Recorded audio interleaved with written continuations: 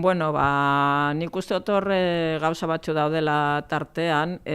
Nik uste lehenengo eta behin niretzat nahiko harrigarria da, epaiketa honetan eta normalean emakumeen testigantzak entzuten direnean, zelan testigantza horri eskatzen dutxiela plus bat sinigarriztasuna lortzeko beste edozein deklarazioetan eskatzen ez dana. Eta nik uste dut hori nolabait esateko nahiko argi gerate dela azkeneko egun hauetan, ez? Testigantza bakarrik ez da baliogarria izaten, eskatzen dute gauza gehiago, eskatzen dute proba gehiago, eta gainera kontuan hartzen da bizitza propioa. Eta beste kasuetan, biktimen deklarazioarekin posiblea da kondena bat lortzea, edozein gauza gehiagorik izan gabe. Kasu honetan, plus hori dagoela tartean, eta niretzat hori oso gauza harrigarria da. Beste gauza batzuen artean, nik uste dut importantea da, nola defentsa, akusatuen defentsak nola ibili da,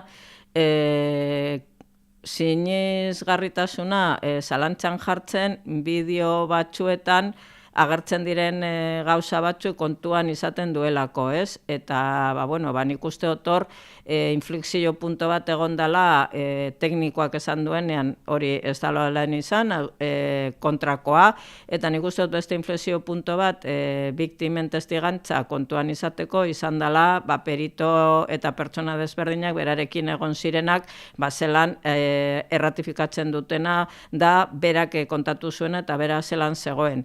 Eta gero azkeneko gauza, niretzat nahiko berezia punto guztietatik eta prozedura normalean nolako gauzak gertatzen ez direlako, eta da azken egunetarako ustea akusatuen deklarazioa.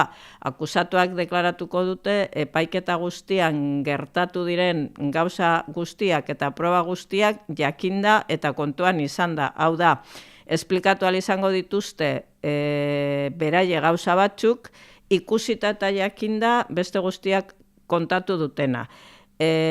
Batzuk pentsako dute horrekin defentsa eskubidea, akusatuen defentsa eskubidea, babestuagoa geratzen dela. Baina nik uste dut hor beste zati bat dagoela eta da biktimen eskubidea, defentsa eskubidea eta akusazio eskubidea ere hortartean dagoela, eta emoten dotzien batzuei gehiago besteai kentzen jakiela. Eta nik uste dut hor dagoela modu bat non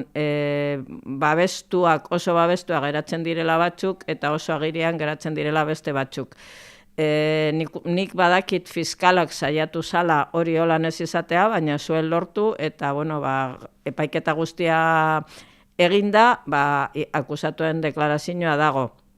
Eta azkenekoa bada, zer nolako jarrera ez, izan duten tribunalak eta zer egiten ari dira, zaindu gauza batzuk eta ez horren beste gauza batzuk. Nik uste dut horrek lotura zuzena daukala jendearen, gizartearen interesarekin, baina gauza horiek balantzan jartzen direnean, batzutan balantza hori doa beste toki batera, eta da, kasu honetan sekretuaren barruan dauden gauzak, baina horrekin ez duzu lortzen ere zaindu barruan gertatzen ari dana, ze medio guztietan ikusi izan dugu gertatu dana, eta nik uste dut epaiketa paralelo bat egin dela.